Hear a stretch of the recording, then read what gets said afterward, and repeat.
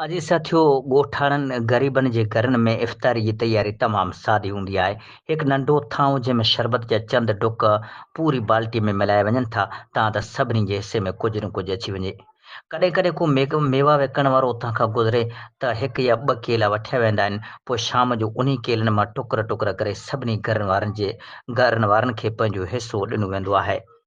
इहो आहे ग़रीबी जो रोज़ो, जंहिंजे दस्तरख़ान ते नेमतनि जा अंबार न पर दिलनि में सब्र ऐं शुक्र जा खज़ाना भरियल हूंदा आहिनि।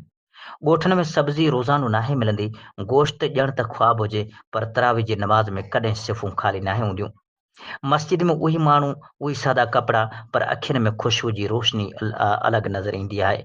सचे तक़वा जी झलक उन्हनि ग़रीबनि जे चहिरे ते चमकंदी आहे।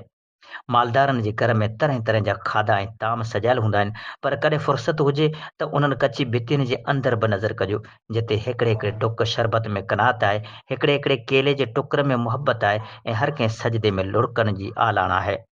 अलाह पाक उन ग़रीबनि जा रोज़ा क़बूल फरमाए, उन जी सादगी खे इज़त अता करे, ऐं असांखे बि अहसासु अता करे त रोज़ो रुॻो पेट जो न आहे, दिलि जो बि हूंदो आहे। असुल दौलत ईमान आहे, जेका उन्हनि कची भितियुनि वारनि ग़रीबनि जे ऐं मिसकिननि वटि आहे। सच फरमायो आहे सोने पैगंबर सल्लल्लाहु अलैहि वसल्लम त इस्लाम जी शुरूआत ग़रीबी खां थी आहे, पोइ ही इस्लाम ग़रीबी जी तरफ़ मोटंदो।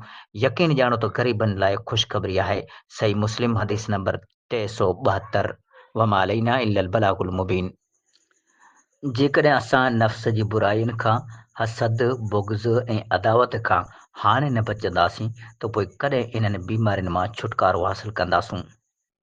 जेकॾहिं असांजी ज़बान कूड़, गीबत, बोहतान ऐं गार गंद खां महफ़ूज़ न आहे, त पोइ असां इन बुराईअ खां नजात जे लाइ किन वक़्त जो इंतज़ारु करे रहिया आहियूं। छा को हिन महीने खां भलो महीनो आहे जंहिं में असां पंहिंजे पाण खे अल्लाह ऐं जे हुक्म ऐं संदसि रसूल सल्लल्लाहु अलैहि वसल्लम जी सुन्नत जा पाबंद बणायूं। जेकॾहिं असांजा नौजवान हिन महीने में फ़ाइदो हासिलु न कनि ऐं असांजूं इस्लामी भेनरूं शरीयत इस्लामिया जी पासदारी जी फ़िक्र न कंदियूं, त पोइ उन ते कॾहिं अमल थींदो।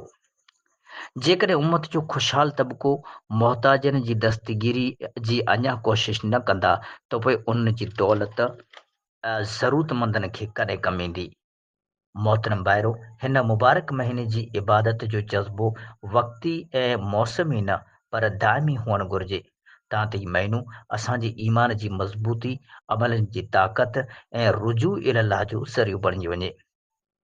यकीनन ख़ुशख़बरी आहे उन्हनि मोमिननि लाइ जेके गुनाहनि खे छॾनि त वरी उन गुनाहनि ॾांहुं न वाजाइनि।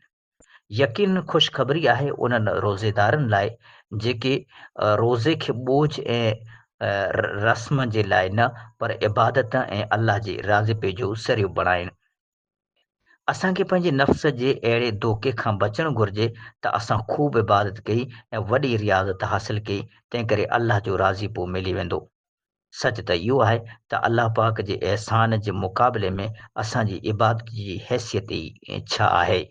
वमा अलैना इल्लल बलागुल मुबीन।